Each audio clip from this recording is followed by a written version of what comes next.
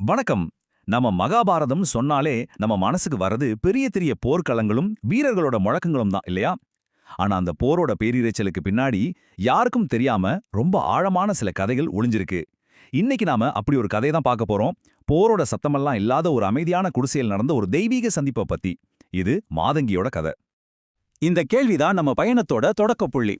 ஒரு பக்கம் லட்சக்கணக்கான வீரர்கள் போருக்காக தயாராயிட்டு இருக்காங்க. இன்னொரு பக்கம் அந்த போருக்கே காரணமா இருக்க போற கிருஷ்ணர் யாருக்கிட்டையும் சொல்லாம அந்த பாசறையை விட்டு வெளியே போறாரு. இது ஒரு பெரிய மர்மம் இல்லையா? அவர் எங்க போயிருப்பாரு, ஏன் போனாரு? வாங்க அந்த மர்மமான பயணத்துல நாமளும் அவரோட சேர்ந்து போவோம். குருக்ஷேத்திர போருக்கு இன்னும் கொஞ்ச நாள் தான் இருக்கு. பாண்டவர்களோட பாசறையில ஒரு விதமான பதட்டம் அது உச்சகட்டத்துல இருக்கு. ஆயுதங்களோட சத்தமும் வீரர்களோட ஆரவாரமும் சப்ப நடக்க போற போரோட தீவிரத்தை சொல்லிக்கிட்டே இருக்கு. ஒரு பெரிய ராஜ்யத்தோட தலையெழுத்தே அந்த போர்க்களத்துல தான் தீர்மானிக்கப்பட போகுது. ஆனா இந்த எல்லா இரைச்சலுக்கும் நடுவுல ஒருத்தரோட மனசு மட்டும் ரொம்ப அமைதியா இருந்துச்சு. ஆமா, அந்த மாபெரும் கூட்டத்துக்கு நடுவுல பகவான் ஸ்ரீகிருஷ்ணர் மட்டும் ரொம்ப அமைதியா வெளியே நடக்கிறாரு. அவரோட முகத்துல எப்பவும் இருக்கிற அந்த புன்னகை இருந்தாலும் உள்ளுக்குள்ள இந்த உலகத்தோட பாரத்தையே அவர் சுமந்துகிட்டு இருந்தாரு. பாருங்க, ஒரு பக்கம் அந்த படையோட இரைச்சல், இன்னொரு பக்கம் கிருஷ்ணரோட தனிமையான அமைதியான நடை.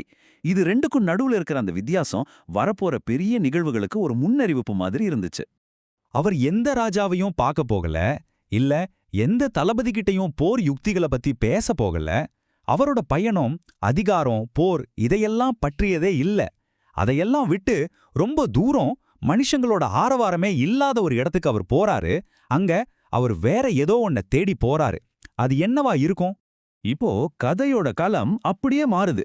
அந்த பிரம்மாண்டமான போர் பாசறையிலிருந்து ரொம்ப ரொம்ப எளிமையான ஒரு குடிசைக்கு நாம பயணிக்கிறோம். இங்க தான் இந்த கதையோட இன்னொரு முக்கியமான கதாபாத்திரத்தை நாம சந்திக்க போறோம். சொல்லப்போனா இந்த ஒரு சந்திப்பு தான் அந்த பெரிய போரோட ஆன்மாவே தீர்மானிக்க போகுது. இவங்க பேரு தான் மாதங்கி. உலகத்தோட எந்த செல்வமும் இல்லாத ஒரு ஏழை பாட்டி.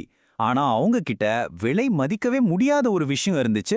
அதுதான் தூய்மையான பக்தி. பக்தினா என்ன? எந்த எதிர்பார்ப்பும் இல்லாம நம்மள முழுமையா அர்ப்பணிக்கிறது. ஒவ்வொரு நாளும் அவங்க கண்ணால பாத்திராத தன்னோட கிருஷ்ணனுக்காக அவங்க பிரார்த்தனை செஞ்சாங்க. அந்த நம்பிக்கை அவங்களோட ஆன்மாவோட ஒரு பகுதியாவே மாறிடுச்சு. அந்த ராத்திரியில கிருஷ்ணர் மாதங்கியோட குடிசை வாசல்ல வந்து நிக்கிறாரு. ஒரு சாதாரண வழிப்போக்கன் மாதிரி ரொம்ப மெதுவா கதவை தட்டி ரொம்ப பணிவா ஒரு வேண்டுகோள் வைக்கிறாரு. அந்த குரல்ல இருந்த அந்த அமைதி மாதங்கியோட இதயத்தை தொடுது. இந்த ஒரு சாதாரண சந்திப்பு ஒரு தெய்வீக நிகழ்வோட தொடக்கமா மாறப்போகுது. மாதங்கி ஒரு நொடி கூட யோசிக்கல. வந்திருக்கிறது யாருன்னு கூட அவங்களுக்கு தெரியாது. ஆனா ஒரு விருந்தினர் உபசரிக்கிறது அவங்களோட தர்மம். தனக்குன்னு இருந்த அந்த கொஞ்சூண்டு சோத்தையும் கீரையையும் முழு மனசோட அவருக்கு பரிமாறுறாங்க. கிருஷ்ணருக்கு அன்போட கொடுக்கப்பட்ட அந்த எளிய உணவு எந்த ராஜ விருந்தை விட ரொம்ப திருப்தியாவும் சுவையாவும் இருந்துச்சு. உண்மையில கிருஷ்ணர் அங்க போனது சாப்பாட்டுக்காக இல்ல. அவரோட உண்மையான நோக்கம் ஒரு பக்தையோட மனசுல இருக்கிற அந்த தூய்மையை பார்க்கறதுக்கு தான். அந்த எளிய உணவுக்கு அப்புறம் அவங்க ரெண்டு பேருக்கும் ஒரு உரையாடல் தொடங்குது. இந்த உரையாடல்ல தான் கதையோட மிக முக்கியமான ஒரு உண்மை வெளிப்பட போகுது. கிருஷ்ணர் தன்னோட முதல் கேள்விய ரொம்ப மென்மையா கேட்கிறாரு. இது வெறும் கேள்வி மட்டும் இல்ல, அவங்களோட நம்பிக்கையோட ஆழத்தை அளந்து பார்க்குற ஒரு முயற்சி.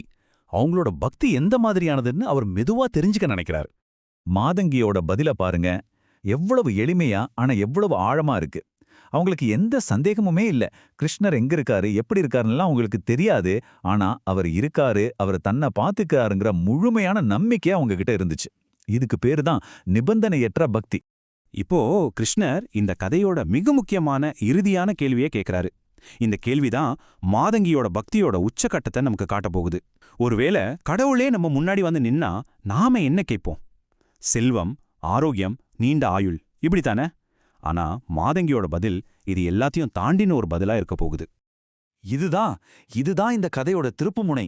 அவங்களோட பதில்ல ஒரு சின்ன துளி சுயநலம் கூட இல்ல. தனக்குன்னு எதுவுமே கேட்காம இந்த உலகத்தோட நல்லதுக்காக, இந்த உலகத்துல தர்மம் ஜெயிக்கணும்னு அவங்க வேண்டிக்கிறாங்க. தர்மம்னா என்ன? நீதி, கடமை, இந்த பிரபஞ்சத்தோட ஒரு ஒழுங்கு. அவங்களோட பிரார்த்தனை தனிப்பட்ட ஆசைகளை எல்லாம் தாண்டி உலக நன்மைக்காக இருந்துச்சு. இந்த வார்த்தைகளை கேட்டதும் கிருஷ்ணரோட மனசுல அது ஆழமா பதியுது. அவர் தேடி வந்த அந்த தூய பக்தியோட உண்மையான வடிவத்தை அந்த எளிய குடிசையில அவர் பார்க்கறாரு. மாதங்கியோட அந்த வார்த்தைகளுக்கு பிறகு அந்த குடிசையோட சூழலே மாறுது. அது வரைக்கும் ஒரு சாதாரண சந்திப்பா இருந்தது, இப்போ ஒரு தெய்வீக வெளிப்பாடா மாற தயாராகுது. அந்த அமைதியான ராத்திரியில ஒரு அற்புதம் நடக்கப் போகுது. கிருஷ்ணர் மெதுவா எழுந்து வெளியே நடக்கிறாரு. அவர் கொஞ்ச தூரம் போனதும் அந்த இடம் முழுக்க ஒரு பேரொளி பரவுது. அது சாதாரண வெளிச்சம் இல்ல, அது புனிதத்தையும் தெய்வீகத்தையும் குறிக்கிற ஒரு ஒளி.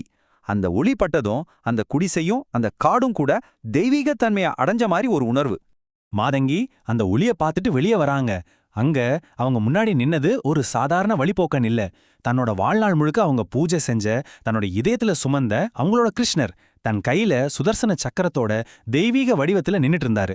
அந்த ஒரு நொடியில அவங்க தன்னோட வாழ்க்கையோட முழு அர்த்தத்தையும் பார்த்துட்டாங்க. சரி, இப்போ மறுபடியும் கிருஷ்ணர் கிட்ட வருவான். இந்த சந்திப்பு அந்த பெரிய போருக்கு முன்னாடி அவரோட மன உறுதியில என்ன தாக்கத்தை ஏற்படுத்துச்சு? அந்த ஒரு தனிப்பட்ட சந்திப்பு உலக வரலாற்றையே எப்படி மாத்த போகுது? கிருஷ்ணர் பாசறைக்கு திரும்பி வந்தப்போ அவரோட மனசு முன்ன இருந்ததை விட ரொம்ப அமைதியாவும் உறுதியாவும் இருந்துச்சு. வரப்போற போரோட பயங்கரம் அவருக்கு நல்லாவே தெரியும். ஆனா மாதங்கியோட அந்த சின்ன குடிசையில அவர் பார்த்த அந்த தூய பக்தி அவருக்கு ஒரு பெரிய நம்பிக்கையை கொடுத்துச்சு. மாதங்கியோட அந்த தன்னலமற்ற பிரார்த்தனை தர்மத்துக்காக நடக்க போற போருக்கு ஒரு ஆன்மீக அடித்தளமா இருந்துச்சு. இதுதான் இந்த கதையோட முக்கியமான செய்தி. கிருஷ்ணரே சொல்ற வார்த்தைகள் இது. இந்த உலகத்தோட மிகப்பெரிய சக்தி படைகளோ செல்வங்களோ கிடையாது. அதுக்கு பதிலா எந்த எதிர்பார்ப்பும் இல்லாத தூய்மையான அன்பும் பக்தியும் தான் உண்மையான சக்தி. அதுதான் இந்த உலகத்தை இருட்டிலிருந்து காப்பாத்த போற ஒளி. இந்த கதையோட இறுதியில இந்த ஒரு கேள்வியோட உங்களை நான் விட்டுட்டு போறேன். மாதங்கியோட பிரார்த்தனை ஒரு தனிப்பட்ட சின்ன செயல். ஆனா குருக்ஷேத்திர போர் ஒரு மாபெரும் வரலாற்று நிகழ்வு. ஒரு தனி நபரோட தூய்மையான நம்பிக்கைக்கும் இந்த உலகத்தோட தலைவிதிக்கும் இடையில உண்மையிலே தொடர்பு இருக்க முடியுமா? ஒரு தனி மனுஷனோட தன்னலமற்ற பிரார்த்தனைக்கு இந்த பிரபஞ்சத்தோட போக்கையே மாத்திர சக்தி இருக்கா? இத பத்தி நீங்க என்ன நினைக்கிறீங்கன்னு யோசிச்சு பாருங்க.